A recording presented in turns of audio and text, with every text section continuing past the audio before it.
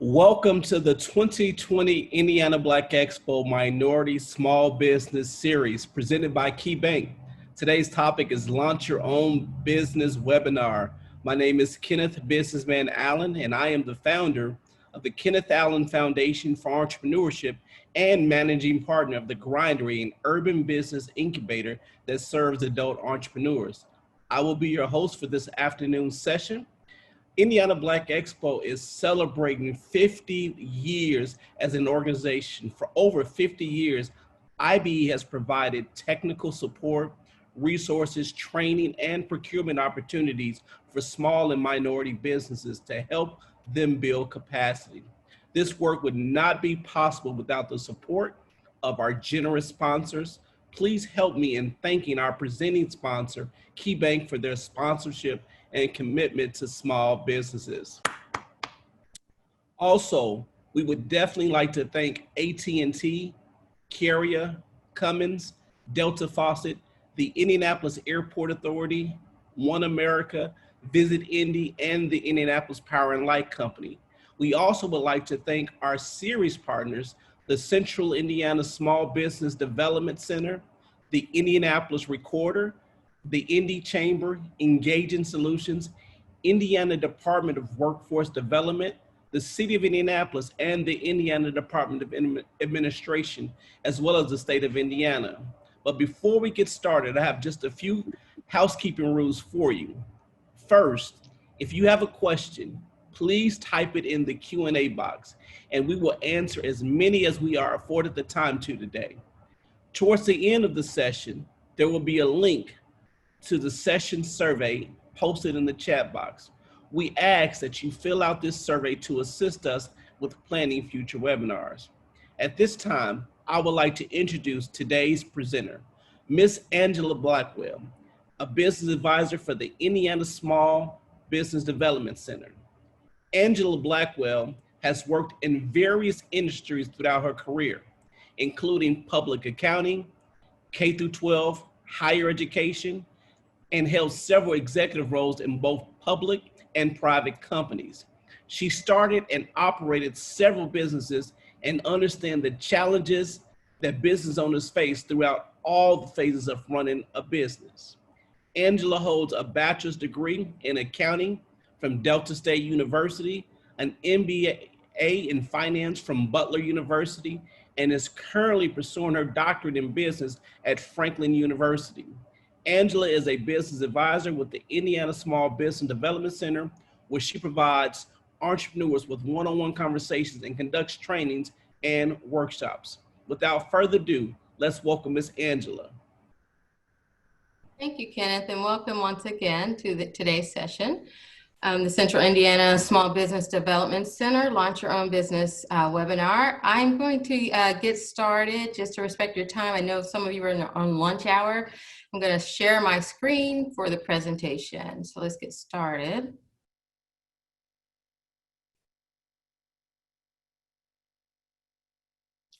So I think I'll start by just giving you some information on what our organization actually does.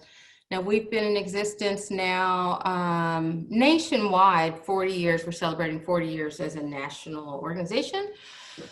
In Indiana, we've been here for 35 years. And so we are a government funded organization. We are 50% funded by the SBA. There's about 1,000 centers in the United States across all 50 states and including territories. In the state of Indiana, there's 10 centers, and we're split out by regions to cover all of the counties. In my region, Central Indiana, we cover 8 counties. We also have a statewide host, which is the ISBDC, which is Indiana Economic Development Corporation.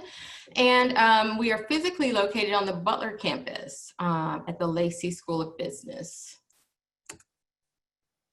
Just some statistics on our 2018 results. You know, we frequently survey our clients, and we have a very good survey rating on what we do produce and provide for our clients. In 2018, we had 318 business starts. And what that means is it's one thing to go and go through all of the steps that we're going to cover today to set up your business. There's another thing and actually have a business start, and what the SBA defines as a business start is if you have a taxable consequence, and that could be if you've purchased your inventory or some equipment, or if you've made some revenue that you would file on your tax return. So we have 318 business starts, and I think that's a tremendous number. But actually our 2019 numbers, and I'm sorry they're not here today, they are actually more improved. 1,265 jobs were created with the help of the Indiana Small Business Development Center. Most impressively, we connected our clients with almost $98 million in capital to help start their business or expand their business. One of the things that we start our clients out with is to explore whether or not entrepreneurship is even right for you, because to be quite honest, it's not right for everyone. And so that is something that introspectively you need to take on yourself to make sure that you are embarking on something that is not going to, bode negatively for you in the long run. And because one of the things about owning a business, it's very, very risky, and that's just being truthful about it. But the fact that you're here today means that you've probably started down this path of considering if it's right for you, and probably determined that it is in fact right for you. But here's some of the key attributes that you need to consider if you have some of these attributes, preferably most of these attributes, but not necessarily all of these attributes. You're probably going to lean more toward being a successful business.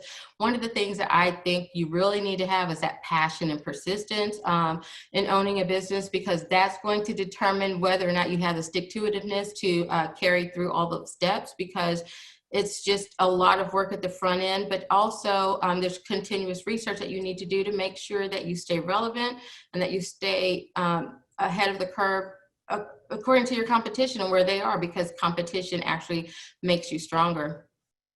But are you independent? Are you confident? Are you able to delegate?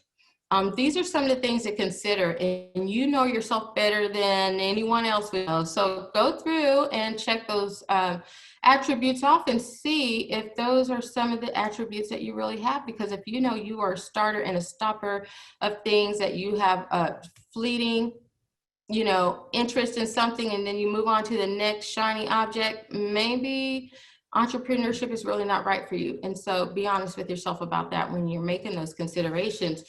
But a survey of, I think it was about 100 people, and I'm sorry I was not available when that survey was taken, but really the outcome was to rank in order of personal objectives. What is your driver? Why do you want to start a business? And, typically a lot of people think, I'm going to own a business and I'm going to earn lots of money. But you see, that is bullet point number 7. Because a lot of times you find that you have useful skills and abilities that you've accumulated through either hobbies or work that can really be monetized for yourself. For a long time, it was 3 times of what you were paid that you could say that that was the benefit that you brought to your corporation. But right now, and for maybe the past decade or more, it's 6 times. Whatever you make in your organization, you can best assure that you are actually generating almost 6 times that in revenue for the company.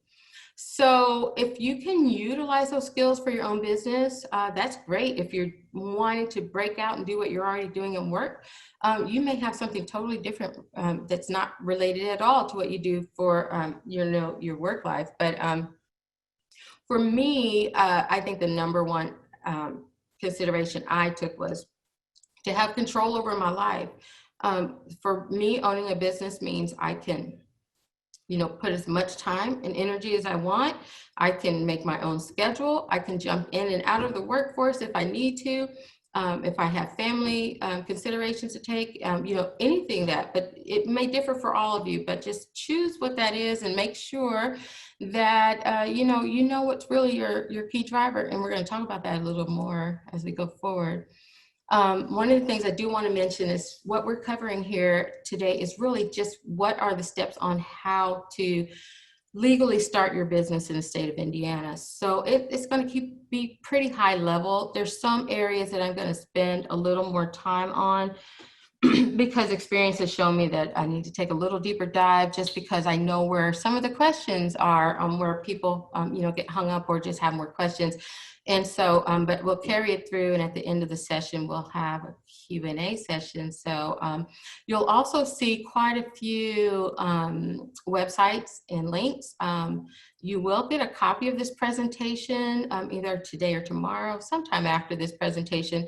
So take notes if you want to, but definitely hold your questions. I'll be glad to answer those at the end. But another thing you want to consider is identifying your personal skills and experience. And I mentioned just a bit ago that sometimes your hobby can turn into your business. And that is great because you may have already tested your market. You may have already proven your concept, but sometimes it's just a matter, like I said, it's your work-related skills, or just maybe you had a really great idea that you want to turn into a business. But you need to consider whether you have that self-discipline. Can you stick to a job when you start it? Because when you're working for yourself, it doesn't mean it's easier than working for someone else. In fact, you're probably going to put in more time working for yourself than you do for someone else, but you won't have a time clock to punch or a regular paycheck that's going to drive you to get up every day and get it going. You just have to make sure that that's what you do. One of the bullet points that stands out for me also is decision maker. As a business advisor with the SBDC, what we do in our counseling sessions is we help you make informed decisions. We don't make those decisions for you. So we help you try to kind of vet out your options and choose the best business decision for you. But sometimes you have to make snap decisions. Particularly now during COVID, some of these businesses had to make an immediate and quick adjustment or pivot to their business to stay afloat. And so that's something that is really important skill to have, but also leadership. You may be a one person, one ownership business and never hire employees, but you do need to consider, if you're going to hire employees, how are you going to lead your team? How are you going to construct your team and make sure that you have a well-constructed team, because that can also be something that can determine whether or not you'll be successful or not, but also communication skills. And believe it or not, even if you're e-commerce and everything you sell is online, you will definitely be communicating with a lot of people that you probably have not thought about yet. But communication, whether written or verbal, I'm not saying that you have to have A+ skills, but you definitely need to be comfortable with being able to communicate, and you utilize even Microsoft Office so that you can be able to communicate with various entities and people that may encounter or may be on your team to help support your business.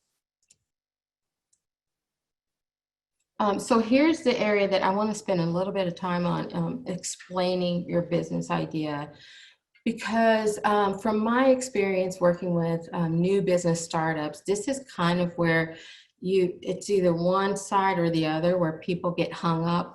You can talk to someone literally for an hour and not know what their business idea is. They can talk to you on and on and on. And at the end of it, you're thinking, okay, so what are you selling? Are you a product or you're a service?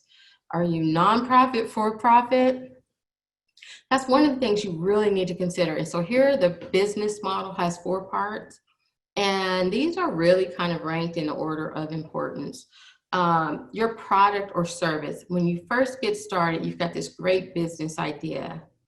And it may not even be something like you've recreated the wheel. It could be something that's already out there, but you decided that you could hone in on a different market segment or kind of niche your market. But determine what you're selling. If you're selling a product, how are you going to get that product to someone? How are you going to reach your market? Who is your market? And how will you enter that market? So those are some things that you really need to be able to explain really concisely. And I always say that if you can explain it to a 3rd grader and they understand it, then you're well on your path. But a lot of you are familiar with the term elevator pitch. And that means you need to be able to concisely explain your business idea in maybe 1.5 minutes or less, so that all the key elements of your business are explained and easily understood, because you never know who you might talk to that might be someone that's a valuable connection for you in terms of raising capital funds, in terms of connecting you with other resources, connecting you with a whole new market, Management, who and how will run your business. You may have a really good business idea or a product or a service, but maybe you don't have those management skills. Who are you going to hire to take care of that for you? That's a consideration. And it's also, if you're looking to raise capital funds, these are actually the 4 elements that are most important to, say, if you're looking for bank financing, investor capital, if you're looking for angel investments. These are the 4 elements that they're going to pay particular attention to. So you need to know these before you even present your proposal to anyone if you're looking to raise capital funding, but also finance. When I'm talking finance here, I'm not really talking about raising capital. I'm really talking about managing your finances, so that you know that if you're profitable, how to make adjustments if you're not, what's going right or what's going wrong. So you really need to be on top of that. I don't say you need to have an accounting degree, but there's certain points that you need to be familiar with when you're talking about your finances. And we're going to talk about all of these in more detail. So the first point is you want to be able to not only verbalize very concisely what your business idea or concept is, but you want to be able to write it down. And I'll explain to you why that's important, because writing it down actually makes you think, and it forces you to do the research. It forces you to understand, what are you getting into? How much money will you need? Who is your customer? Can you define them? Can you visualize who they are? Who is your competition? So again, we're going to focus on product and service as a key, because that's either you're a product or service organization. But the best product or service is meaningless if you don't have someone to sell it to. So those two go hand in hand. But again, you're going to either be so innovative that no one's ever done it before, or you're going to jump into a market that's already been proven, but you're just going to carve out your piece of the pie. And so you need to know your competition and your competitive edge. And one of the things I like to do, or I recommend for my clients to do, is to scope out your competition.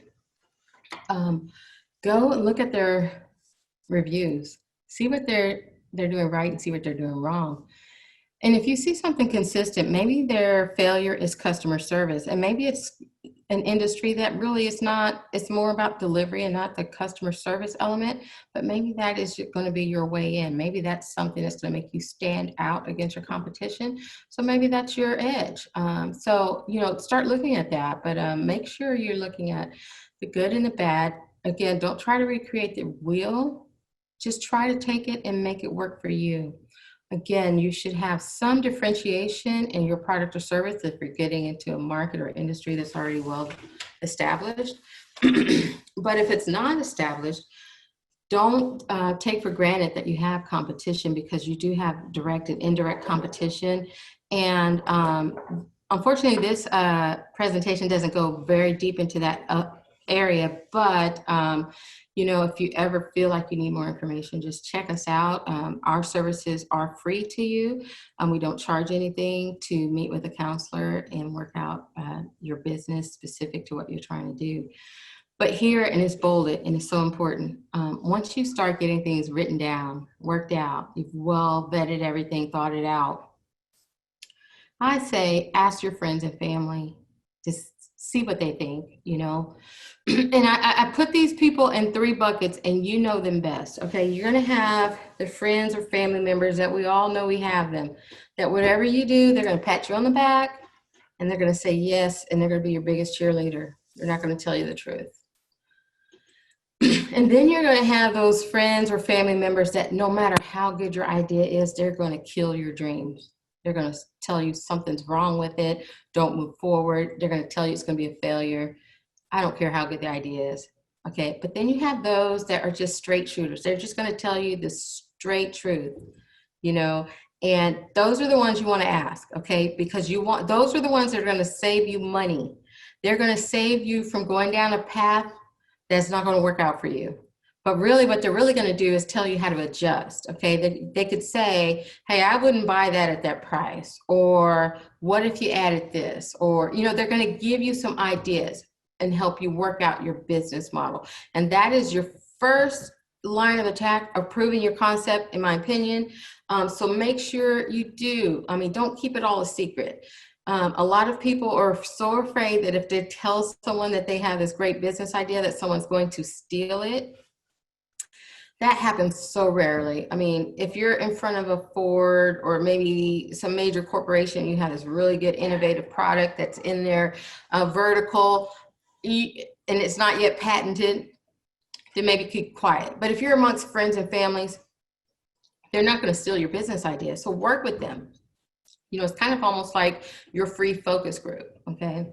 So now we're going to talk about the Lean Business Model Canvas, because the Lean Business Model Canvas was created by Alexander Cohen. And really what that is, when you're writing your ideas down, you may start with a notebook, but at some point, I put my clients into the Lean Business Model Canvas because it's a one-page document where you can have all the elements of what really goes into a business plan right there on one page, so that you can move things around and change things and see if things connect properly, make sure it makes sense, make sure you have a good idea where your revenue is coming from, what your expenditures are going to be. And I don't mean that you're going to have a fully comprehensive layout of what your startup costs or your monthly expenditures, but you just kind of need to know the generalities of that. And so you can kind of play around with it. And this is a very popular model that large major corporations use, particularly if they're adding new product lines. They're not going to write a full comprehensive business plan. They're going to get on a whiteboard and they're going to do this with their team, their strategy team. And that's kind of what this is. This is your strategy session. And so that is something that you could really do to help you get started that would benefit you and help eliminate some of the risk. So at this point, we're going to kind of get into the nuts and bolts, the real technical part of what it takes to start a business in the state of Indiana. Okay, and there's 11 steps.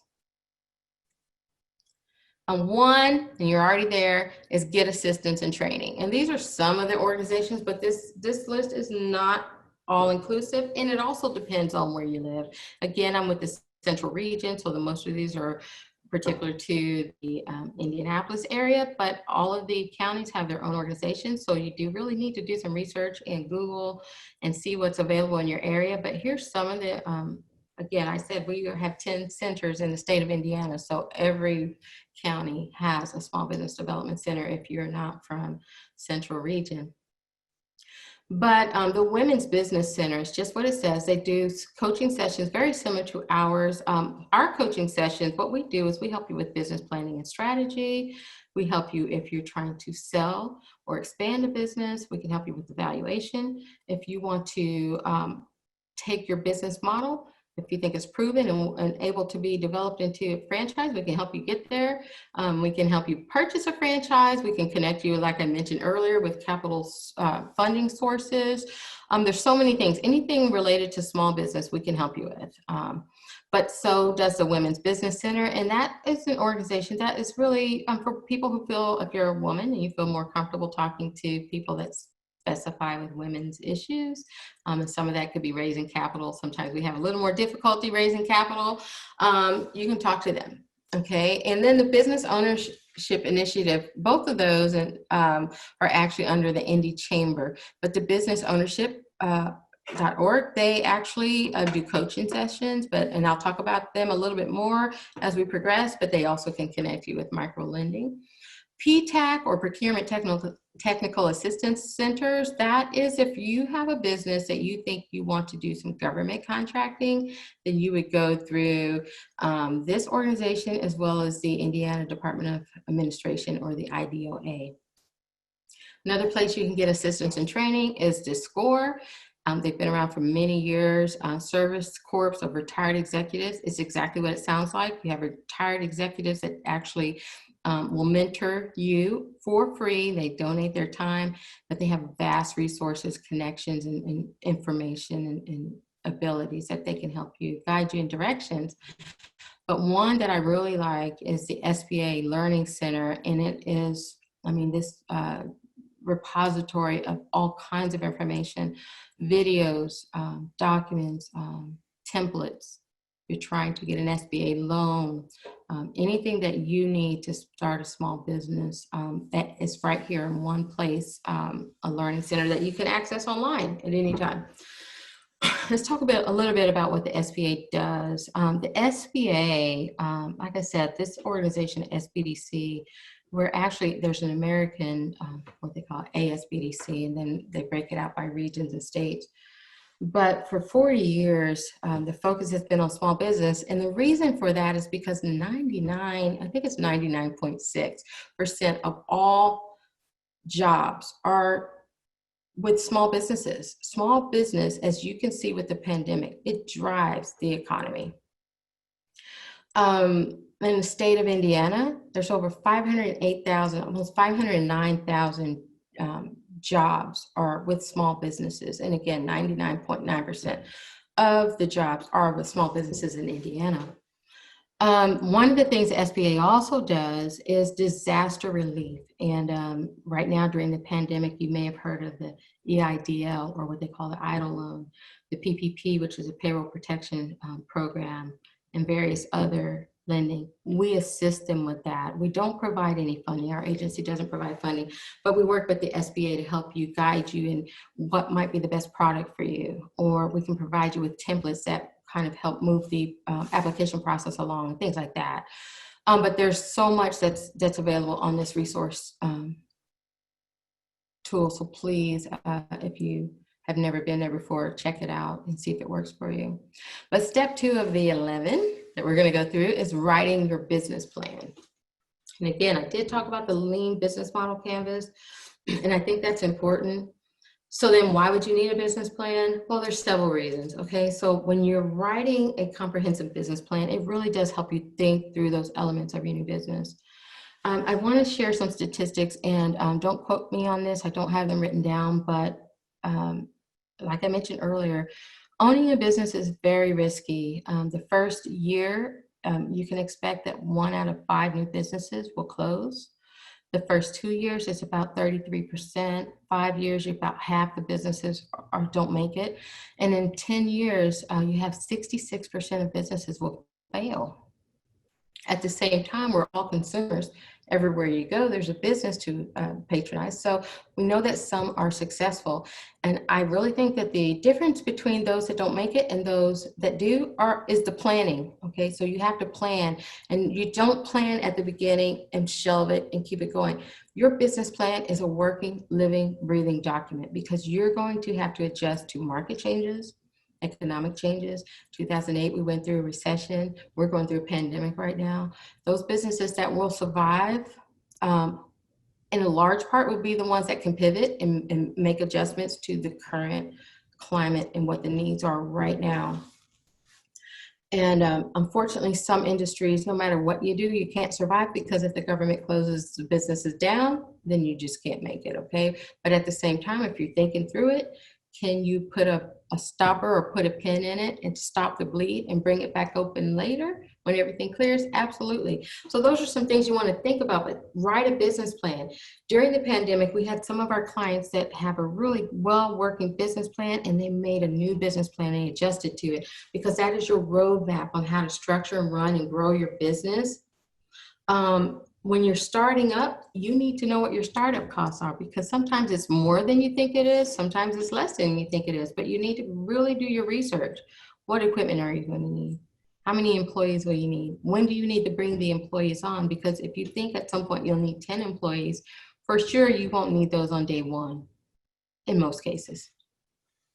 But then the large part of the business plan is, do you need to bring on additional funds that you don't have in your own pocket? You know, because you might need to have an investor or a lender to help you fund your startup.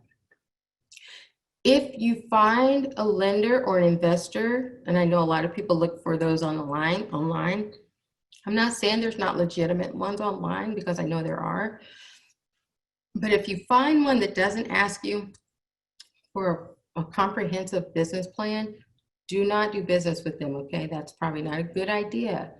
But here's some of the major questions that you need to address in your business plan, and that is the what, and that ties into number one of the 4 points of the business model. What are you selling? Are you a product? Are you a service? Are you a hybrid of those? Why? Why are you going into business? And really, that's more for you. What is your story? Why are you going into business? Because a lot of the why, or your driver, is going to determine whether or not you're successful. And at the end of the day, I don't care how good your business plan is, when people invest in your business or lend you money, they are really lending it to you, not the business, okay? So you really need to be able to explain everything. The who, and that is your market. How, that is your distribution channel. How are you going to get it to them? Are you e-commerce, or are you online selling? Are you, and speaking in today's terms, are you one of those drive-ups where you just go and pick up at the door? If you're like right now, with a lot of the businesses, they don't really want you inside, so they give you curbside delivery, or even deliver it to you if you're buying something. Are you import, export? So what are those things? So you need to know the how. The when right now, I think, is even more important than ever. When do you plan to start? Because if you're setting up a restaurant and you're looking for bank funding, and you go to them and you say, I think I'm going to open in September, I'm telling you, that's risky. No one's going to take you seriously. So the when is very important. When do you plan to open, and make it make sense for you? Okay. The where, I mean, we've all heard of location, location, location. And that's very important for retail. It's not as important if you're online, because you can pretty much sell from anywhere. But also, you have to consider, if you're selling online, where are you going to source your items? If they're local and you're sourcing local, that's always a benefit because it's cheaper. So those are some things that you consider. And then how much, again, we're talking about startup costs. You need to know that. You need to be able to quantify that very clearly. I would say start with a spreadsheet. So step 3, we're moving right into financing the business. So here's some possible funding options. I always lean toward using your own resources. The more you can fund that yourself through your savings, the better, because you don't have to pay anyone back. There's no interest rates to consider, and relationships to go sour and things like that. However, I don't recommend that you use your 401k or any of those that might be available for new startups. Just try to do it, I call bootstrap, and just think outside of the box and figure out how to do that, because you can always grow and scale that business. And in a few minutes, we're going to talk about some of the bank loans and how easy or difficult it is to get those and what they require. But sometimes you do need to bootstrap that and be in business for a number of years before you can even present your proposal to a bank, okay? But family and friends, again, that has pros and cons. If they really believe in you, again, I gave you three different types of family and friends. You're really going to talk to the ones that that really support you and can kind of work with you and help you build your business, make it strong. But those are the ones that you want to kind of look to. But again, I say take that cautiously, because family and friends can ruin relationships over business, because if your business doesn't make it, unfortunately, they're going to want their money back, and then you're going to be dealing with that. So bank loans, SBA guarantee. I get questions on this one all the time. So there are bank loans. There's more than the 2 that I have listed here. I'm going to talk about those in a little more detail. But there is crowdfunding loans, particularly the micro loans. There's one right now that's really active in Indiana. It's called Kiva, KIVA.org. They will fund up to $15,000, very low cost interest rate loan, but you have to have matching funds from a local source. And we also have, at least in Indianapolis area, an organization that has partnered with Kiva, LISC, and they are right now working with small businesses to help get that crowdfunding. So if you think you can start your business for $15,000 or less, that's a way to go with that. And it is dollar for dollar matching, so you could get up to 30,000. Angel investors. An angel investor is someone that will invest in your business if they really believe in it. Usually it's in their vertical space. They don't usually invest in, businesses in high tech if they're not a tech business. But in most cases, angel investors want you to have an exit plan written into your business plan. And that means a 5 to 7 year strategy, because they really do want to be paid back. But I did talk to an angel investor a couple weeks ago, and he's looking for longevity. So they vary. So you just need to kind of work with them and see what they're looking for and see if that matches what you anticipate to do with your business. But the good thing about an angel investor is they support you because they really believe in you. And these are people that actually are investing in you and not so much the business or the business plan. And if your business goes under, unfortunately, if it goes under, then they know that they're going to take a loss, so you won't still owe them, okay? Micro lending, micro loans go from anywhere from $500 to typically around $50,000. There's one kind of in a local area that would go up to $250,000.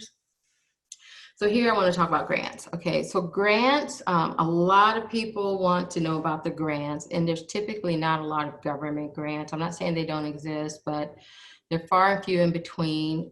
I did mention LISC, LISC, and I can't remember what it stands for, I'm sorry, but it's a local organization. They do have a facade grant where they can help you kind of work on the outer facing of your business, location, if you're a brick and mortar or retail space. If you've ever gone right outside of downtown, 10th Street, East Side, you'll see some of those businesses that are revitalizing their spaces. Some of those have those facade grants. LISC will give you 50% of so you will have to fund half of it. And I think it goes up to $25,000. But any of the areas outside of the downtown area, they can work with you on those. If you know where Judge's Barbecue is in Hallville, well, Judge's Barbecue was, they're no longer there, but that was, in that area where they work with small businesses to help get this space looking attractive enough to attract the business there. There are some other specialty grants. Nonprofits have grants, but in general, there is no, I'm going to go to the SBA and get my startup funding for free. That doesn't exist, okay? But there are a lot of avenues. I won't cover every single one right now because that takes a little heavy lifting, but if you do become one of our clients, and again, that's not an upsell, it's free to you, we can talk to you more in detail about that, what's available. So here's the most common, most popular SBA loan. It's a 7A guarantee loan, okay? The maximum is $5 million, typically $750,000 for new startups. The interest rate's pretty low. It's fixed or variable. Most of those are going to be a fixed rate, and it's 2 to 4% above prime. So the prime rate is what you want to look at and kind of judge that. The 2 to 4% is going to vary based on, your credit rating and other factors, the risk or in the industry that you're getting into. Some industries are more risky.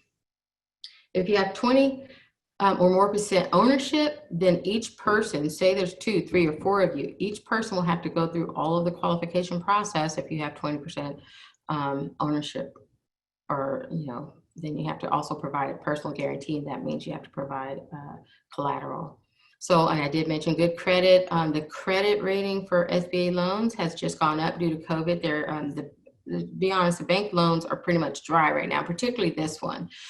But these loans, the SBA loans are not funded by the SBA, they are funded by the bank. And typically you have to be denied a loan by, depends, 2 to 3 banks. And then the SBA may come in and guarantee up to 90%. What their terms are 10 years if it's working capital, machinery, or equipment, and up to 25 years if you're getting real estate and construction.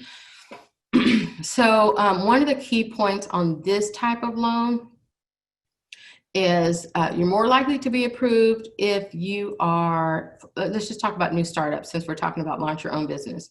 They don't typically start you out with this type of loan unless you are purchasing an existing business with some good financial records to support their revenues, strong revenues.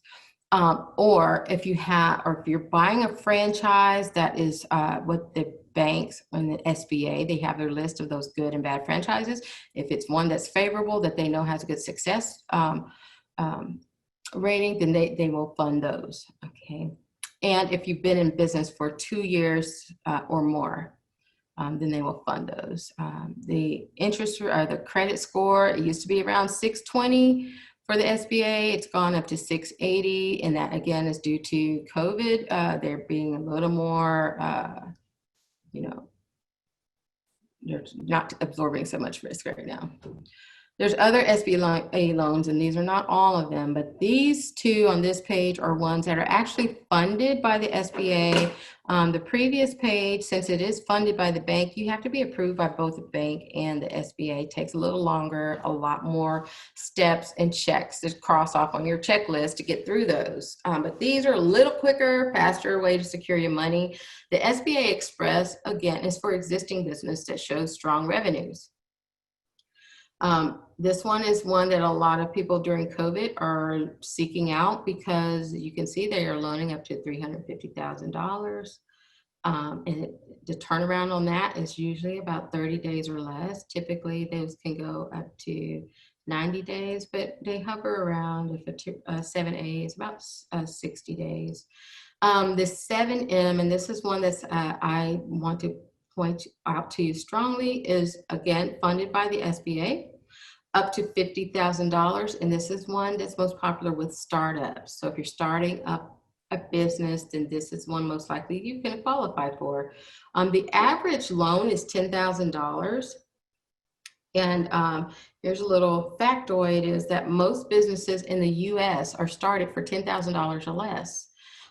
So you can actually start a business without a lot of money. So don't feel like that you really need to go and take out a $70, $80, or $200,000 loan to get your business started. I mean, some businesses will require that. It just depends on what you're going into, but be innovative and creative and you can get those loans. The good thing about this loan is if you are applying for a loan that's $25,000 or less, you don't have to have collateral. It's only collateralized after $25,000. So here's another one. I won't go into too deep on this one because really this one is, again, more for existing businesses. If you're purchasing real estate in the CDC, which is right outside of the downtown, those community development areas where you're buying the land, equipment, and real estate. The ratio here is you will have to bring to the table 10 to 20%. The lender is actually going to absorb the risk of up to 50%, and that lender is the bank. And the SBA will then secure up to 40%. That depends on how much you bring to the table. And as you can see, this goes up to $5.5 million. And again, very similar to 7A, it's 10 years for equipment, 20 to 25 years for the real estate. So this list is a short list, okay? So there's more requirements for SBA loan than you see here, but these are just the high points. One, and you've heard me say over and over, industry, because industry determines your risk, okay? And also industry determines whether or not you'll get a loan. There are some industries that the SBA and banks will not fund for any kind of lending. So, but the first thing you need to do is determine what your NAICS code is, or NAICS code. And that is something you can Google and find out what that is. And you basically put in your business type and kind of drill down and find one that best fits your business. And the NAICS code is useful in that one, you're required to have it for an SBA loan, but also if you're running market research studies, which our organization does, you can run those by NAICS code. You can compare yourself with NAICS code. If you want to see the competitors in your geographic area, you can put in your NAICS code and see who all else has that same NAICS code. So you can kind of see very similar businesses in your area to see where your competition is. I do want to talk a little bit more about that. I did say one of the 4 areas is your market research. our organization, as well as your central library. And I would say maybe even the townships, but I don't know exactly how much the townships have access to, but at least in Indianapolis, the downtown library is a vast resource of business research. In fact, they have an expert there that can help you run just about any robust, very expensive reports. Our reports, one of our most popular reports through IBIS World, it would cost you $800 to get that on your own, but we also have some that are even can hone down even closer on helping you develop your market research and find out who your competitors are and where your customers are. I mean, there's this tapestry map that can kind of color code who exactly in a regional area, a geographic area, who lives where and what defines them is very detailed and comprehensive. We can help you with that if you need to do that. Very low cost to you because we don't charge for it, but if you do it on your own, it could be very expensive. And the reason why I mention that is because the banks use those same reports when they're vetting out your business plan proposal. If you're going for a bank loan, part of your loan package is your business plan, and they are going to be looking to see some of those industry tested reports like IBIS World and various ones, Esri, which is the one that's geodemographic. And here's some other, I won't read them all through to you, but I do want to point out again that feasible business plan that is comprehensive. And again, collateral is required, but there's a few more factors that are required for SBA loans. I want to talk more specifically about the microloan program because this is kind of where a lot of the new startup businesses, they find they're able to get funding. Oops, sorry, and through microloans. Like I mentioned earlier, they're usually $5,000 to $50,000. There is one, it's the second bullet point down. It used to be called Flagship Enterprise, but now it's bankable and they're Anderson. They will go up to $250,000. Microloans tend to be fixed rate, very short term, so they're not going to finance purchases of real estate for you, equipment and working capital. Okay, the first two you see on this list here, they do actually require you to be in business for at least 2 years and show revenue growth. Revenue is king, and so is cash, but revenue is king when you're trying to get some financing. They need to know what's your revenue source, and do you have some reasonable projections on where that money is going to come from and how frequently is it going to cover all the bills. One of the things that you have to show on your business plan is not only do you have a really good financial projection, but you need to factor in any loans that you get and show that you're able to, one, pay those loans back out of your proceeds from the earnings from your business, but also that you can actually have a livable wage. And that's where a lot of people forget to factor that in. But if you can't show that you're going to be able to pay yourself a reasonable salary or pay based on your industry, then it makes your case be more risky for them to take on, and they're likely not to do it. The third bullet, Action, not quite sure how to pronounce that, but it's a nonprofit out of Chicago. They focus on minority and women-owned businesses, and they do help with startups. I did mention it a little earlier, the crowdfunding microlender, which is kiva.org. There are some grant programs. There's a women's net that is actually through the Amber Grant Program. If you're a female and you can write a compelling story and tell them what you're going to do with the money. Every month they give away $10,000, and at the end of the year, $25,000 to a business, and you can actually qualify for the 10 and the 25 because it's based on voting. So your story does go on their website. So that's something, again, we can talk to you in more detail about. Step 4 is the legal structure. So these are the most common structures. This is not the entire list of legal structures, but for new startups, these are pretty much the ones you're going to consider. Sole proprietorship is the easiest form of business, okay? It doesn't require you to register with the Secretary of State. It literally only requires you to start making money through a product or service and to file the appropriate taxes at the end of the year, or if you're, sales tax, depending on what your cycle is. If you're selling food, you're going to have a monthly food and beverage tax and then maybe an annual sales tax, but you just have to pay your taxes and just start making money. So there's nothing to register. There's a caveat to that. I mean, there is a registration if you want to give it a unique name different from your own. But if it's just you, you're just selling something, maybe you're dipping your toe into business, maybe you're taking your hobby and seeing how you can monetize your hobby, this is the way to go.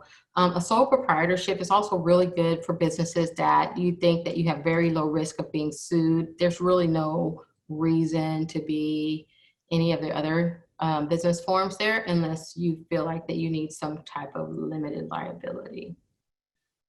The partnership is just what it means, more than one owner. It could be a general partnership, an LP, which is limited partnership, or an LLP, which is a limited liability partnership. There's other forms of partnerships, but typically most people who are a partnership, they will get into a general partnership. You can be a partnership and an LLC. That's a little more complex, but that's one of the options. The LLC is what I hear from people the most. And in fact, a lot of my new clients that are starting up a business will have already registered for their LLC before they come see us. The LLC is just like it says, it provides you some limited liability. It's not totally inclusive. I mean, you can be sued if you don't follow the regulations properly. But what the difference between that and a sole proprietorship is, one, the limited liability company is a state recognized designation that if you were to be sued, then you have some protection. In most cases throughout the US, some states will recognize your LLC. Some states do not. So some states do not recognize your LLC in terms of giving you that protection, meaning that if you were ever to be sued, they'd sue your business and not you personally. So just know that that is an Indiana designation. In terms of the IRS, if you have a single member LLC, then you are essentially a sole proprietor in the eyes of the IRS because you're going to file the same type of tax return. Things change when you're a multiple member LLC, and that could be 2 or more members. Then you are essentially a partnership in the eyes of the IRS, and then you'll file a partnership return and also your personal tax return. You also have the option of being a C corporation or an S corporation. And really, to get into those types, those are a little more complex, more expensive, and more requirements to follow. And you would only really consider that, let's say you're going from a sole proprietorship or an LLC, single member, and it's a tax. I would say that the tax would tip you over to whether you would consider an S corp, because as the other structures, you're going to pay your income tax on the total net earnings. Whereas an S corp, you're going to pay yourself on a payroll, so it reduces your tax amount that you pay. So it's really not, in my opinion, recommended to get into an S corp unless you kind of hit that threshold to where you need to make that consideration. But all of those forms, like I said, without the sole proprietorship, are registered through the Secretary of State's office. And that is through nbiz.gov, and I'll talk about that a little more in a minute. But when you're about to register your business, the first thing you need to do is go on the Secretary of State website and search for your business name. See if it's available. If you find it out there, but it's inactive, that means it's available. You can choose it. If it's in use, then come up with something else. Internet. In most cases, you're going to want to have a website. So start researching to see if your domain name is available. I don't recommend you pay for one to secure it right away unless it's something that you think has a good chance of someone else taking that if it's available and you want to secure it.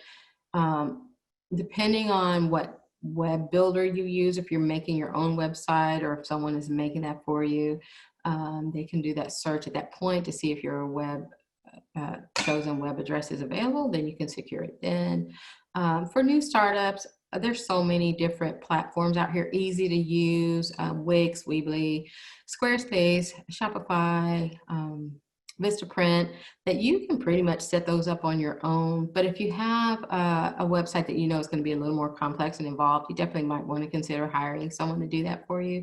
But consider having a website, because we're all consumers, and I would not, or I don't tend to patronize businesses that don't have some kind of, online presence. So today's world is kind of important.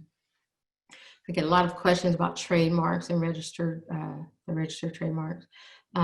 So there's two ways to go about that. The in.gov, you see inbiz.gov through Secretary of State's office as well.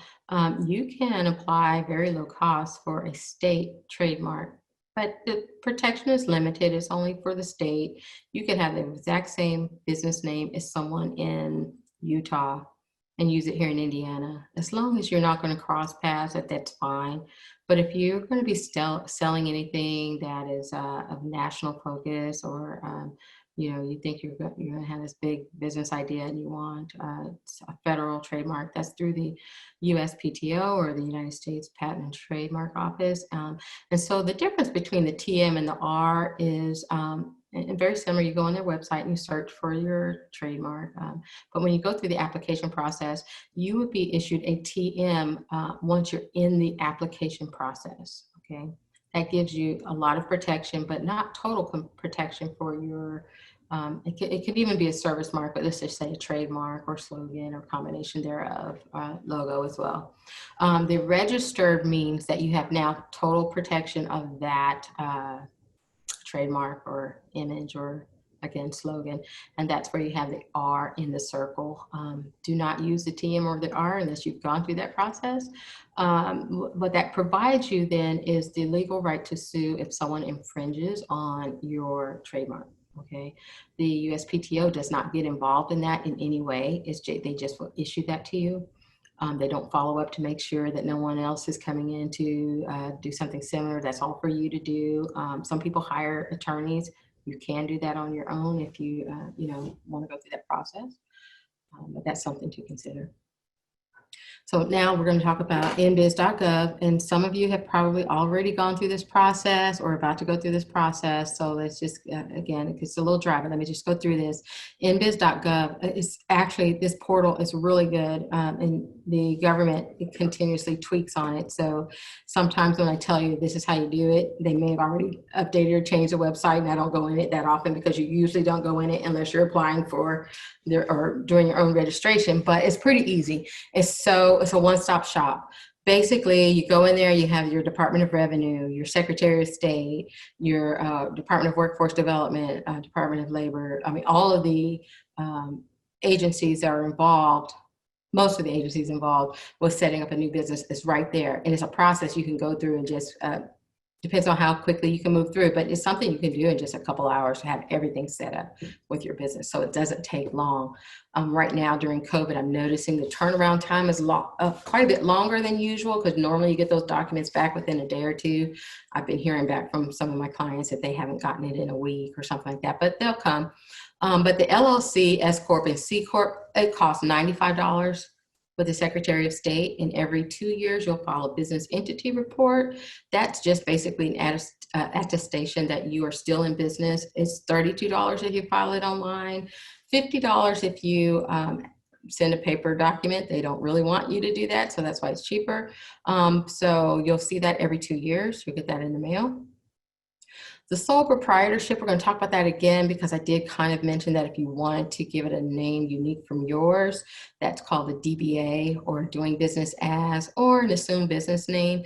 That is not filed with the state. That is filed with your county through the county recorder's office. And typically it costs about $25, maybe $1 filing fee if you do that online.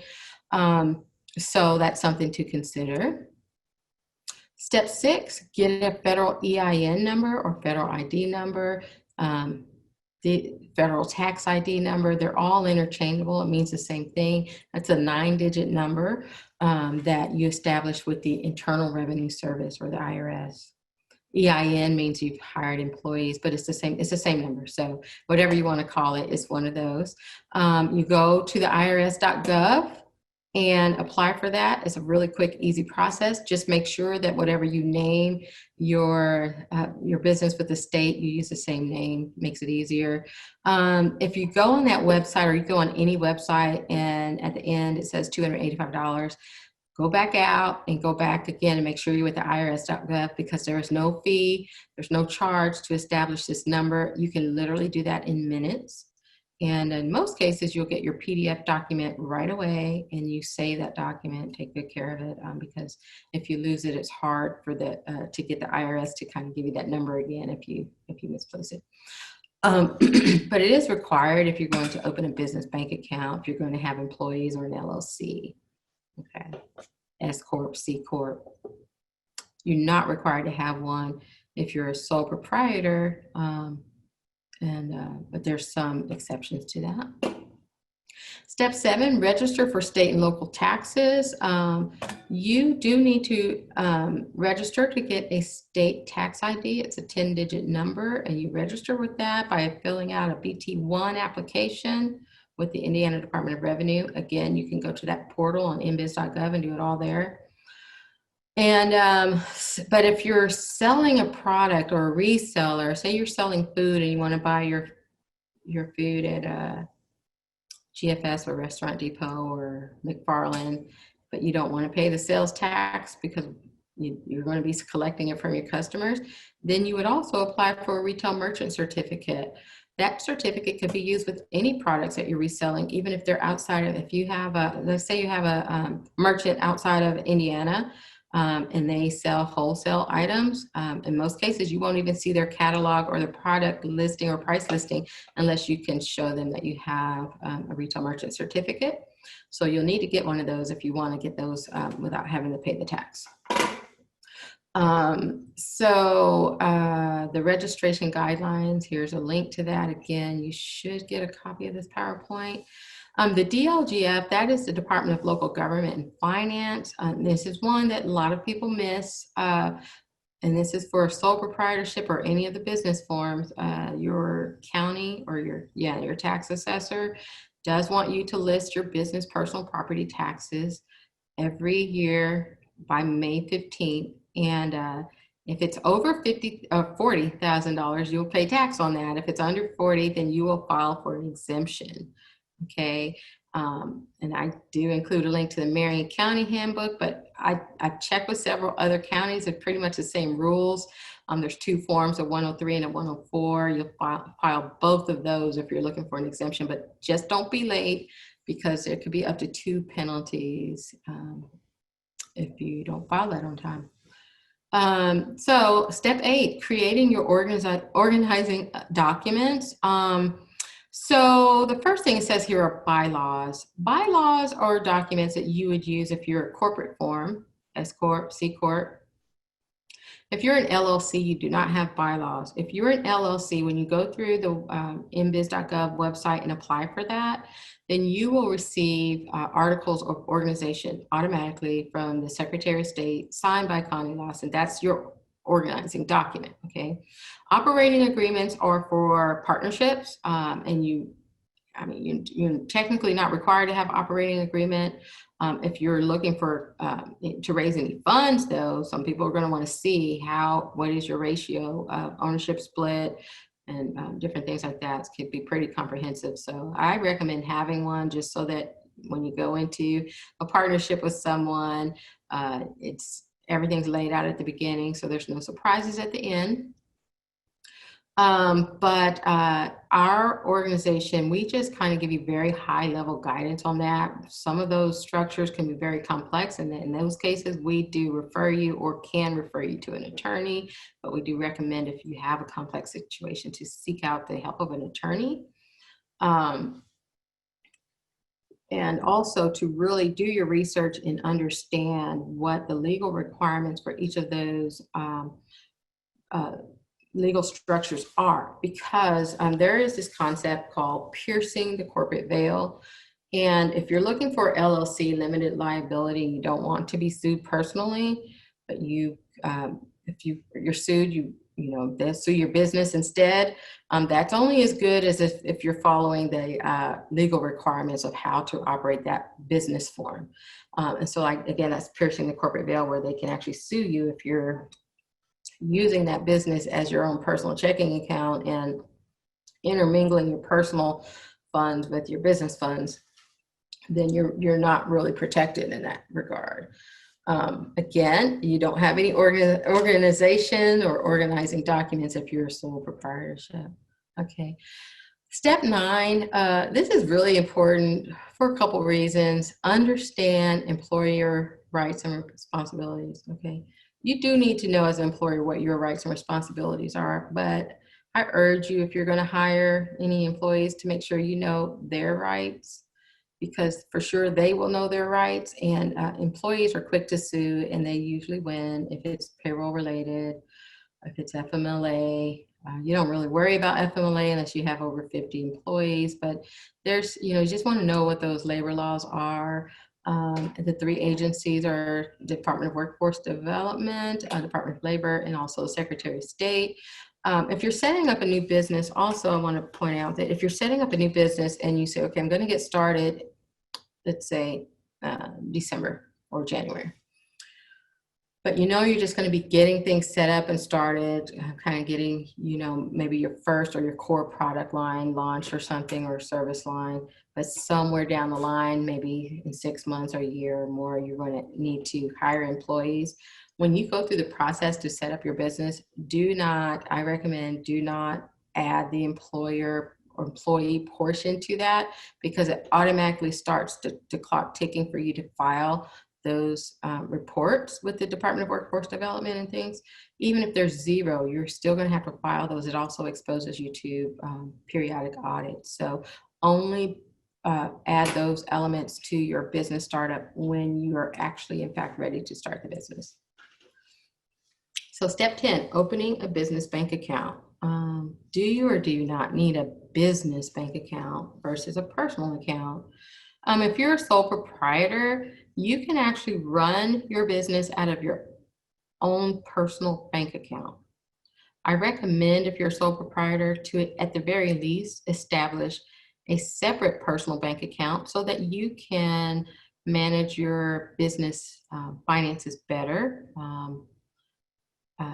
If you want a business bank account, then you will need, like I said earlier, a federal ID number or an EIN. Most of the banks, I haven't run across any in Indiana, or at least in the Indianapolis area, that don't require you to have a federal ID if you're going to be a business bank account. But it says here it's required for corporations and LLCs. The minimum deposits are usually like it is if you're opening a personal bank account. It's typically $25, $50, in some cases $100. And the paperwork that you need, where it says review the required paperwork, that's typically going to be your identification card or driver's license, your organization documents or organizing documents. For LLC, that's going to be your articles of organization, and then your federal ID number, and you'll need the actual document that you get from the IRS. And that's really all it's required. It's a really quick process. I'm going to go back here to talk about some of the benefits of opening a business bank account. If you're starting your business and you want to eventually grow your business, and you want to establish business credit versus your personal credit, then I do recommend you have a business bank account. One, it gives you the appearance of being more established and professional. You can link, if say you have, you're selling services, maybe you're a professional service firm, but you have the option where your clients can pay you online. I don't know, PayPal, credit card. You can have all that linked to your bank account, so you don't have to go and make deposits. There's so many mobile ways to pay. There's Cash App, Zelle, just different ways that Venmo, PayPal, that people can make payments. It's just very easy to have all of that connected to your business bank account. But also, like I said, establishing business credit is really important. It's very difficult to do if you don't have a business bank account. So those are some reasons why you might want to consider that. Okay, so step 11 is obtain licenses and permits. And that's only necessary if the type of business you're opening requires a license or permit. Some do not. But here are 3 agencies that you can go on their website and check to see if the business type you're looking to open requires a license or permit. I do recommend for every business, even if you just know that it doesn't require one, just check it anyway, because this is a quick way to be shut down is if you're operating, and also be fined fined if you're operating without a license or permit if it's required. Obviously, we know nail salons, hair salons, and food service organizations require a license and no permit, but there's quite a few others. If you're hauling, if you're a hauler, you need a license and permit to do that, but just double check that. Just takes a few minutes. So we've gone through the nuts and bolts of what it takes to actually set up your business in Indiana. And so what comes next then is building your team and just getting things going. And so here's what I want you to think outside of the box of who your team members are, because sometimes you feel like you're like kind of in this bubble, you're doing it alone. Sometimes it can be overwhelming and even a lonely existence because it takes a lot of work and time to set up a business. But consider coaches or advisors. I listed several agencies or organizations that are local that can work with you, including our organization. But your banker, once you set up that bank account, make sure your banker gets to know you and you get to know them, okay? You'll be the first to know when interest rates drop or what is required to get funding if you need it. But your insurance agent, to be honest, my insurance, I purchased that online. I've never talked to an agent. I have good coverage, but if you actually have a local agent, get to know them. Accountants, bookkeepers, CPAs if you need a CPA, attorneys if you're working with an attorney. And then also I mentioned SCORE, business consultants and any mentors you may have. And that could be through your university if you're in school. It could be through your work situation, organizations, friends. But peers, there's so many peers. And again, that could be people like-minded in like situations like you, new business startups or recent business startups. There's a couple organizations. One I want to mention that I really like is 1 Million Cups. They typically meet in Broad Ripple, but right now they're meeting virtually. But these are new business startups. I think they're 2 years or less. And they have monthly meetings where they actually get together in the morning. And some of the new businesses will have a presentation. They'll speak and they'll go through what their business model is, what they're doing, how they're moving things forward. And then they will have their problem or their issue. And then they'll do a call out for the group that's attending to say, how can we help you? And you would be surprised how many connections that they make and actual resources that are there. People, other organizations, community leaders will actually help you move things forward with your business. So I recommend 1 Million Cups, but there's also others, Rainmakers. You may know many of your own. There's Indie Black Millennials that I met with not too long ago that's really doing some tremendous work. And also the Indiana Black Expo. Work with them and see what they can offer. They're partnering with our organization right now to provide these types of workshops. I know there's others that they're providing, but just think outside of your box, do your research and talk to people and just make sure you are connecting with people. So I did kind of mention insurance and I want to talk a little deeper about insurance. I had someone ask me yesterday, do I really need insurance? Again, you're going to consider your risk. Like I said, sole proprietors are typically for businesses with very low risk.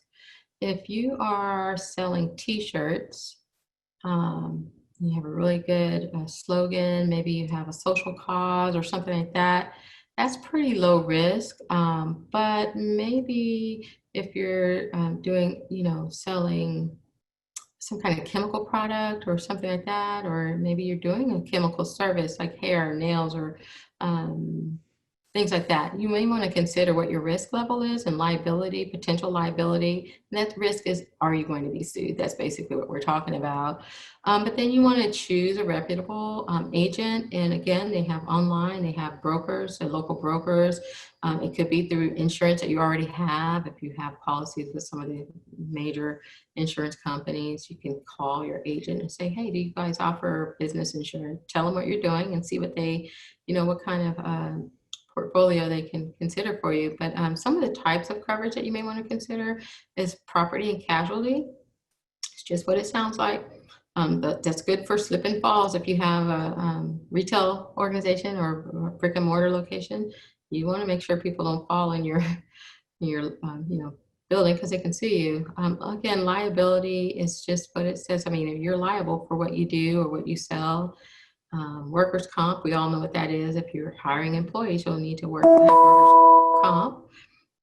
And Sorry for that noise. Errors in omission, that's usually for professional services like attorneys, accountants, tax services, things like that. And then key person is a type of insurance you would consider if you are running a business that without your presence, or maybe it's another person in your business, but without that person, that business automatically cannot survive, then you want to consider key person. So now we want to talk, and this is the fourth part of that business model, keeping track of your money. It's required that you have an accounting system. Now, the type of accounting system you have, that's up to you. It could be manual. It could be one of those, out of the box models like QuickBooks, Xero, Quicken, you name it. It could be a spreadsheet, or you can hire someone to do your books. You could be a bookkeeper, accountant, CPA. You can keep everything in a shoebox. When I first started working in tax many years ago, we call that the shoebox method, because we would on many occasions have some of our small business owners would show up with a shoebox and receipts. And, if that's how you want to manage it, it's very difficult to get someone to help put your work together if that's how you manage it. But all the IRS requires, and even the state of Indiana, if you're audited, is that you support and have documentation to support your revenues and your expenses. So if you're going to hire someone to manage your books, make sure that you, one, can trust that person, that they're not stealing from you, but most importantly, that they're doing a good job. But you need to know actually how to read your financials and understand, your revenue sources. There's actually 3 financial statements, and I won't go too much into accounting, but there's 3 statements that are really important. As a balance sheet, and that's your assets and liabilities, your P&L, profit and loss, or income statement, and that pretty much tells you if you're going to be profitable or not. You just take your revenues minus your expenses. But then your cash flow, I think, is one of the most important. You need to know, because you can actually show on one statement that you're profitable, and the other, on your cash flow, you may be in a negative cash flow, and your business can close down. So you have to really be on top of that, because a lot of profitable business goes out or cannot survive because your cash is eaten up. But by knowing what your books say and how to keep track of your money, you can make adjustments before things get out of hand, because you may be holding on to too much inventory. And if you sell, if you have receivables, so you may be not collecting soon enough, or maybe you're paying without getting discounts if you're making your accounts payable. So there's things you can do. Again, we can talk to you in general about that. You can hire an accountant and talk to you about that, but Google's a good source to learn that if you don't know the basics of accounting. So that kind of pretty much sums it up. So we're at the go time. And so now that we've covered all of those steps, it really is time to just start maybe trying to sell something. I mentioned a couple of times about proofing your concept, and that means just go out there and test your market. Again, you could have focus groups. You could use your friends and family. You can just go out with your core product line and just get out there and see what people say, get some feedback. And so that you can make that product or service the best it can be before you actually do a full-on release.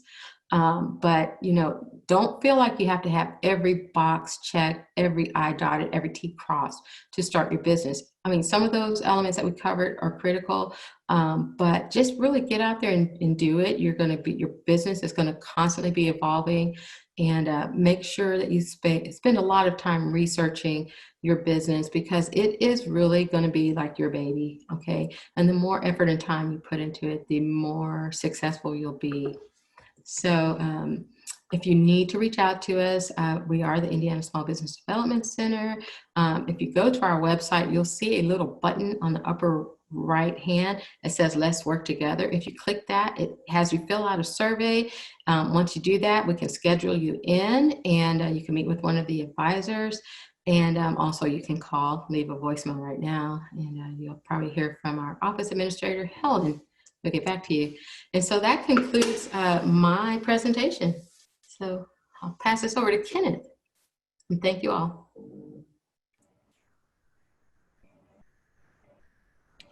Wow, Angela, thank you so much. I've been an entrepreneur for over 20 years and had the privilege of training about 10,000 young people on entrepreneurship, and I learned something today. So thank you for that very informative presentation today. We have a couple of questions that have already begun to come in, and so we're going to be respectful of everyone's time and just hop right into those questions. One of the questions that did came up while you were presenting, we were able to answer it, but just wanted to share it for everybody, and that is that the slides and presentation is being recorded, and it will be available on the Indiana Black Expo's YouTube channel tomorrow. So if anybody wants to look at this back or share it, it will be available on the Indiana Black Expo YouTube channel tomorrow. All right. One of the first questions we got is, how often should you update your business plan? Do you have a template that is user-friendly for solopreneurs or sole proprietors?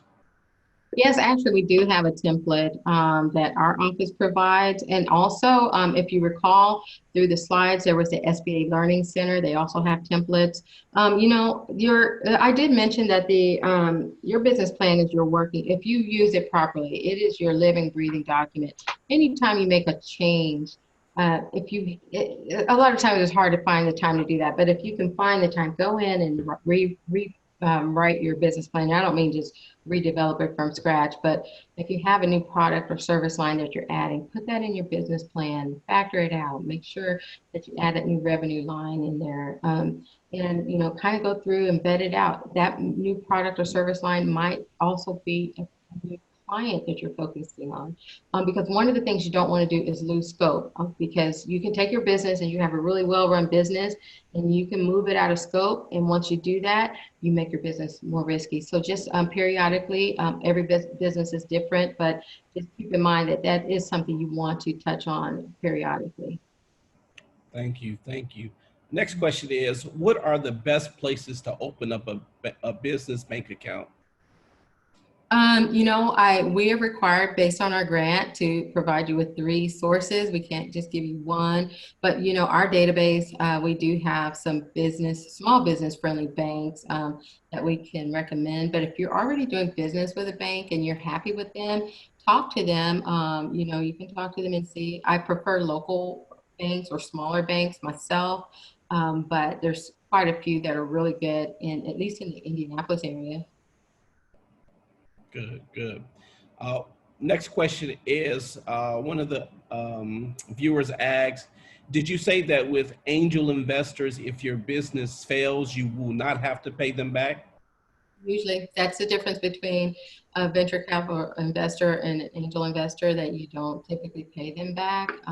So part of that is their social cause, that they try to help small businesses, but they also look for a return, but they do know that you have the opportunity. Well, the risk is out there, but they're really selective, and they're looking at you to manage that business. So it's more important that you know your business and be very passionate and be able to convey that to an angel investor. Another thing about an angel investor too is they really work with you. They provide resources. They don't just hand you the money and walk away. They are your partner, and they will work with you and help you be successful. Oftentimes they provide mentoring service as well. Absolutely. Next question is, if you go through the Secretary of State, you have to list a registered agent. Is it wise to use yourself as the registered agent? I say yes, particularly if you're running that business yourself or you're a single member LLC. That registered agent really is you, unless you designate someone else. If you're looking to become women and minority owned business certified, you do want to probably be listed as registered agent as well, or the primary on the account or any account you open.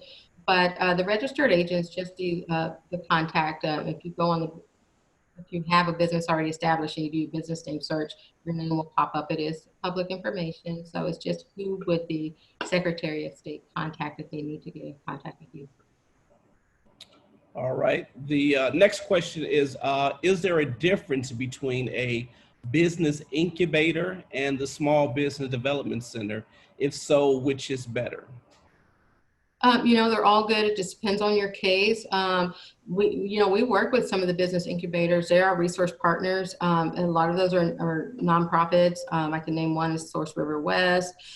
They work with IUPUI, and their focus is mostly West Side. Their office is in Hawville, just a little further west from what was Judge's Barbecue. They're really good. They provide similar but different services than we do, and it's okay to work with both. You don't have to choose one or the other. You can work with as many resource partners as you can. Yeah, absolutely. As I mentioned in my introduction, I also provide leadership to the Grindery, which is an urban business incubator housed at the First Baptist Church North. So we're a great free resource too for those that are interested in starting their own business as well. So absolutely, we always recommend both. You can't have too much resource or support when you're trying to get a business off the ground. Absolutely. Our next question is, how do you purchase property under your business name? Well, I did mention that some of the funding options, I would imagine you're going to have that finance, and you would just go through the bank and you just go through the application process. You would put together what is called a loan package, and there's certain forms that are required. But one, you just, like I said, I gave you a short list of some of the requirements. We can tell you more about how to present your business package, and we also have a document that is a little more comprehensive, but you just go through and you have to apply for the loan. Some people go through commercial real estate lenders if you're just looking for the property, but if you're looking for real estate and working capital, then you might want to be considering SBA 7A loan. Again, you probably want to get your business started for about 2 years to show some revenue growth. Absolutely. Our next question, are there any services for disabled veterans or any resources that you can provide? One of the areas that focuses on disabled veterans is the MB, they're changing the name, but it's Minority Women Business and Veteran-Owned Enterprises. That is through, you register for that through the Indiana Department of Administration, or the IDOA. Now, really what that does, it doesn't provide you any grant funding or any special funding. It does, however, provide you with access to government contracts. Okay, so that's one thing that you can consider. Also, there may be special interest rates for veterans. So you want to consider that, make sure that you include that information, because even when you work with us, we ask you some of those demographic information so that we can better serve you based on your circumstances, to make sure that we're representing all of the community. But even with bank loans, particularly SBA financing, I can't guarantee this, but I think you might get a better interest rate, a slightly better interest rate. Good. Our next question is, if I'm providing a social service, will I need an LLC or sole proprietorship? I would also add to that question, Angela, or should I start a not-for-profit? It's a question I often get as well, a lot. I do have one or two clients that are social enterprises. They are for-profit. Our organization, our funding and grant requires that we work with for-profit businesses. So we do have a resource partner that we refer you to if you want to start a nonprofit, but it really just depends on what your mission is. You have to make that determination to see what best fits. But if you want to just work through, if you're in the idea stage and you want to work through those ideas, we can work with those to see what direction you really want to go in, and then we can help you get to the right resources. Once you become a client of the ISBDC, you are always a client, so we don't just pass you off and just wash our hands to you. You are continuously our client, and we can work with you in any fashion, but we do help with the for-profit businesses. But a social enterprise we do consider as a for-profit. Gotcha. Thank you. The next question is, I need affordable legal review of my startup. I've done a lot of the footwork, but want to ensure that I'm getting in front of litigation. I am a sole LLC. Where can I get assistance or help with that? I did mention that we do not provide any legal advice, even if we have attorneys or CPAs. We are only able to provide general guidance, so we would refer you, but again, we have a very comprehensive database that we can refer you to small business friendly services, attorneys. Our next question is, my business is registered with the state. Does it have to be registered with the county that I live in as well? In most cases, yes, with the DLGF, the Department of Local Government and Finance, you need to list your business personal property. If you're under $40,000, you can be exempt if the total cost, I mean, you base it on the total cost of all of your personal assets or business assets that you're using for your business. But after over 40,000, then they do expect for you to pay some tax on it. And I apologize, I don't know what the tax rate is, but that is something that, again, will be in the presentation. Next question is, for articles of incorporation, what section do I list my members in? Again, I can't really answer that right now. It really depends on the templates that you're using, because you're talking about articles of incorporation. So I'm thinking you're S Corp or C Corp. There's so many templates. There's preset clauses that are in there. So it just depends on, it's usually at the beginning to find out where that is. But you just look at the template, it should be very clear. Again, we don't give any legal guidance, so when you get it to, we tell you which one that might be best fit for you, but we don't really go into help you lay out your articles of incorporation. And then the next question is it too late in the year to do a LLC or a limited liability corporation? No, not at all. You can do that any day of the week, actually. Yeah. You may have to determine if you're going to be on a fiscal calendar or an annual calendar. It may ask you that. It's been a while since I've been in that portal, but fiscal just means you could have any month of the year as your starting month or your close or your accounting cycle. Most businesses are from January 1 to December 31st. You may find some that are July 1st to June 30th, but you can determine that any way you want. So the next question is the easy one. The name of your organization again. Can you say the name? We are the Indiana Small Business Development Center, ISBDC, or Indiana SBDC, and I am with the Central Region. This next question seems like, would it be wise to change the business to a more broader name for future expansion? So maybe initially they had a very narrow focus, I'm assuming, and they're thinking that they plan to grow. Is it better to kind of select a name that's more of an umbrella? You can have, it's almost hard to answer this without knowing the specifics, but you can have an LLC that you get started with, and then say you want to have multiple business lines underneath that, and i.e. turn that into an umbrella. You just then establish separate DBAs underneath your LLC. And those are the assumed business name DBAs. So you can have multiple business lines that roll up to your LLC, all using the same federal ID number. If you need to change the name, then you just set up a new one. You go through the process of closing the one business down and reopen another if you want to change the name. When looking for investors, what things are important to look for in an investor that really believe in you and will provide support in addition to funding? And the follow-up question is also, are there any investors that specialize in investing in Black-owned businesses? In this case, I have to say you really have to do your homework. One is try to focus on an investor that invests in the industry that you're in. If you're manufacturing, then you definitely don't want an investor that is focused on some kind of, forward product, or, you just want to find the industry that you're in. There's certain search criteria that you can look for those.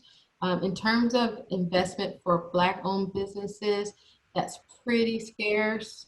It's just kind of like bank funding. I mean, you can get a bank loan, but I mean, just be frank, it is a little more difficult to qualify for that when you're a woman or minority-owned business, because we still have the legacy of this structural racism unfortunately. So it doesn't mean you don't get it. It just means you just have to have everything prepared, and you have to really have a solid business plan, and you really need to have that collateral, and your credit has to be good, and you just really need to know your business. You need to be able to speak on it. There are people, and especially investors, they will try to trip you up to see how well you know your business. And so if you're one of those people who want to go out and hire someone to develop your business plan and write your business plan, just know that you're going to limit your funding opportunities because you won't be able to speak on it if someone else is writing it. And in addition to that, you're probably going to get a canned template that is not appropriate to present for funding. The next question is, at how much income does a small business have to make in order to file taxes? You can actually generate a loss. And I guess you don't have to claim your loss. I mean, you should claim your loss. Any expense or revenue is a taxable event that would require you should file that on your taxes. But there's no set number. If you're in operation, you should include that on your tax return. This next question is from a DJ. It says, I have a small business doing DJ and multimedia services. I've had a hard time obtaining affordable insurance on my DJ equipment because I transport it to various places. Do you have any recommendations or suggestions? I do, but I can't name them online. But if you want to meet with us, just go on our website and click the Let's Get Started, and then I can send you some referrals for sure. But there's some, you have to shop around. There's some that are really affordable. So I'm not sure if you're going through a broker. There's obviously going to be an upcharge if you're using a broker, but there's some that you can find online. Again, my own business insurance I purchase online is very, very affordable. You kind of touched on this one earlier, but someone asked, can you change the information on a registered agent during the course of your business's existence? Yes. You just go on the website and make a change, and you get new documents. It's a really quick and easy process. You can do that within minutes. Right. How can we join other small business webinars, for example, the 1 Million Cup, if you're familiar with that? Oh, just go on their website and find out what their event schedule is. I think they actually list those on Eventbrite, and just sign up for that so that you get the notifications. It's open to everyone. And then we're getting down to our last couple of questions. Can you say the resource for veterans again? Yes, that is it's MBWE MWBE Minority Women Business Enterprise, and that is through, if you just Google the Indiana Department of Administration or IDOA.gov, and then put minority business, you will find that. I don't quite have the word veterans in their name yet. They're changing their name, the organization name, but it also includes veterans. So this next question is, how can I remove a member from my original business's articles of incorporation? I'm assuming that's a multiple member, and I did say that that is really, in the eyes of the IRS, a partnership. And so you will need to dissolve the partnership, and that is, just a process. I mean, I could give you general guidance if I meet with you, but otherwise that, you would look at your operating agreement to see what you agreed upon if you have a partnership, and to see and follow those. If you didn't have an operating agreement, then you're going to have to come to a meeting of the minds. You may have to pay someone out or something like that. Can I use my business name as a business name and do a DBA if I have multiple or different products and services? Yes, you can. Yes, absolutely. All right. This is one we kind of touched on earlier too, but just if you wouldn't mind repeating, what are some local small business groups I can get involved in, specifically around mentoring, networking, and education as I'm starting my own business? Okay. Well, obviously I'm going to pitch ours first, ISBDC, SCORE, is through the SBA, and that's a mentorship organization. And I think you can find them through score.org. And for our viewers, can you say what SCORE stands for? Yes, Service Corps Retired Executives. I used them many years ago when I first moved to Indiana. So they're really good. And so I had a really good experience. But again, there's, we have the Source River West. We have Business Ownership Initiative through the Indy Chamber of Commerce. They also have the Women's Business organization, your organization, Kenneth, and quite a few. There's quite a few local, and I don't know if anyone caught Governor Holcomb's address. I think it was Monday or Tuesday, but the focus right now is for small business, particularly minority-owned businesses. So you're going to see a lot of resources available for small businesses. So just start looking at, reading the Indy Star and local papers and doing your Google searches. But also, I did want to mention Indie Black Millennials is a fairly new organization who's also is just really making headways on connecting services. There's so many, and he's not a resource partner in that. It's really a networking organization. I won't say necessarily for small businesses, but we did do a workshop for his organization and a few others that he was connected with. So there's quite a few. There's another one I want to mention. I can't pronounce it. I never known really how to pronounce, but I'll spell it. It's KEPHRW.org. Mm-hmm. And it's been around, I want to say 20 or more years. Please look at their website. It's Tech Crew Institute. And they are really tremendous work that they're doing with small businesses, particularly minority-owned businesses.